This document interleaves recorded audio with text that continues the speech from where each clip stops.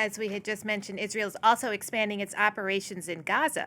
Absolutely. And that is the Prime Minister of Israel himself, Benjamin Netanyahu, saying yesterday that it was tightening its grip on Hamas, and that he had ordered his military to take over 70% of Gaza's territory. Here again, just like in Lebanon, this goes far beyond what Israel had initially agreed to in a ceasefire that was brokered by the United States between Israel and Hamas back in October 2025.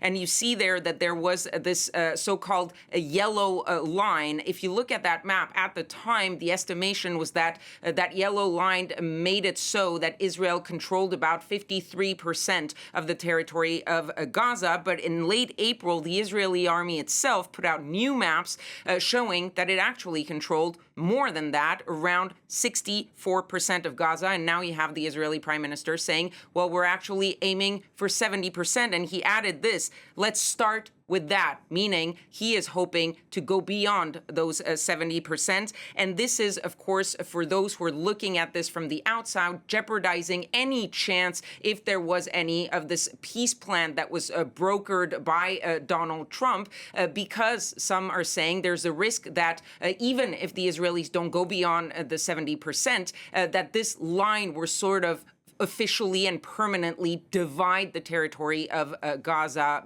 back and forth between that yellow line. And now, Kethevane, why is this happening now? Well, look, there was this idea that Donald Trump sort of forced a little bit the hand of Benjamin Netanyahu into some of those ceasefires, whether it was with Hezbollah or with Hamas. Currently, Donald Trump is negotiating a ceasefire of his own and a peace plan of his own between the United States and Iran.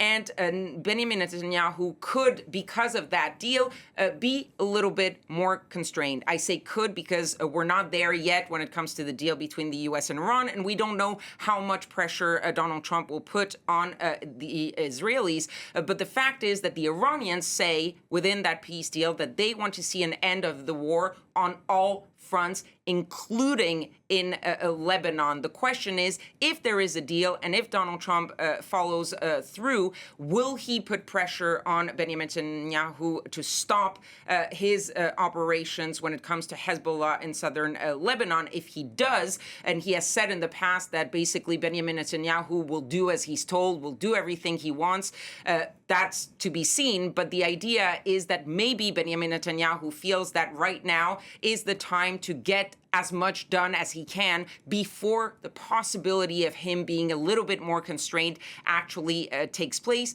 The other thing to take into account, of course, is that now there are going to be elections in Israel, at least at the very earliest, probably late summer, but at least before the end of October. And we know that when there's an election in place, Benjamin Netanyahu feels that maybe if there is this military push, that could give him a little bit of a bump when it comes to his political campaign. We've got a lot to keep an eye on. Thank you very much, Kethevane. That's Kethevane Gorjestani, our international affairs editor.